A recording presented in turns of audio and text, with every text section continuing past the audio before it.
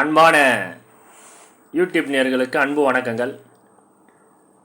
முன்னாடி பதிவில் மனைவி வசியத்தை பற்றி போட்டிருந்தேன். இப்பொழுது கணவர் வசியம். மனைவிக்கு கணவர் வசியம் ஆகணும். இந்த முறை தான் முன்னாடி நான் சொன்ன பாருங்க, அதே ஃபார்முலா தான்.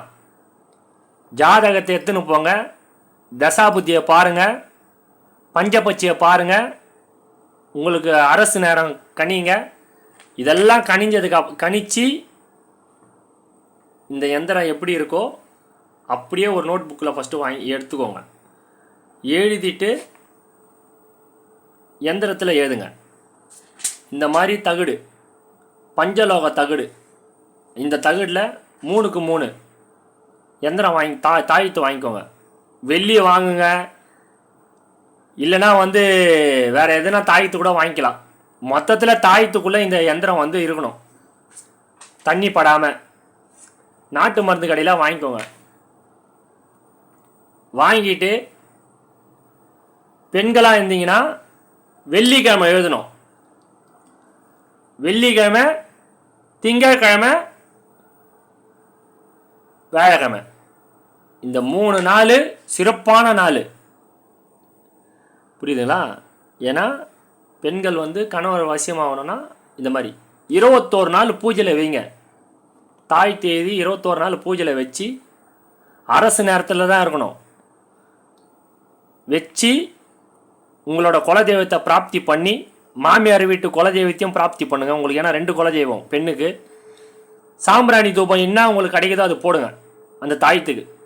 போட்டு நீங்கள் கழுத்தில் அணிங்க, இடுப்பில் அணிஞ்சிக்கோங்க. கம்பல்சரி சொல் பேச்சு கேட்காத காளமாடு கூட உங்கள் பேச்சுக்கு கட்டுப்படும். காளமாடுனா யாரானா வீட்டுக்காரன் அடங்கவே மாட்டான், சொல் பேச்சே கேட்க மாட்டான் குடும்பத்தில், அதனால தான் பிரச்சனை. நான் எதனா ஒன்று சொன்னால் என் மேலே பழிய போடுறாங்க அப்படி என்று நினைக்கிறவங்க குடும்பத்தில் இதை மகிழ்ச்சி பண்ணுறதுக்கு, குடும்பத்தில் சண்டை சச்சரவு வராமல் நிம்மதியாக இருக்கிறதுக்கு தான் இந்த மாதிரி பதிவு போட்டுனுக்கிறேன். நீண்ட நாள் கழித்து ஒரு பதிவு போட்டால் நீங்களே முயற்சி பண்ணி பாருங்கள், வெற்றி பெறலாம் அப்படின்றதுனால தான் பதிவு கொடுக்குறோம். இதில் நான் சொன்ன மாதிரி பண்ணால் வாழ்க்கையில் நீங்கள் ஜெயிக்கலாம். இதெல்லாம் அப்படி வேலை செய்யும் எந்திரம்லாம்.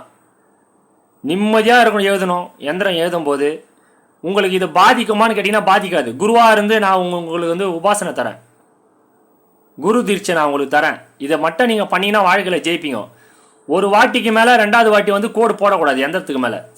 இந்த தகுட்டில் ஒரு வாட்டி கோடு போட்டிங்கன்னா 2வது வாட்டி போடக்கூடாது. இதில் ஓட்ட உடச்சல் இருக்கக்கூடாது. ஓட்டெல்லாம் இல்லாமல் அளவுக்கு பார்த்துக்கணும். பார்த்து நீங்கள் எழுதுங்க. எல்லாருக்குமே வரும், வராதுன்னு நினைக்கிறது முட்டாள்தனம். முயற்சி பண்ணி பாருங்கள், வாழ்க்கையில் வெற்றி பெறுவீங்க. என்ன நினைக்கிறீங்க? இப்போ இருக்கிற பிரச்சனை என்னடானா, கணவன் மனைவி பேச்சை கேட்கல, மனைவி கணவன் பேச்சை கேட்கல அப்படின்னு நினைக்கிறவங்க ஒருத்தம் கட்டினா போதும்.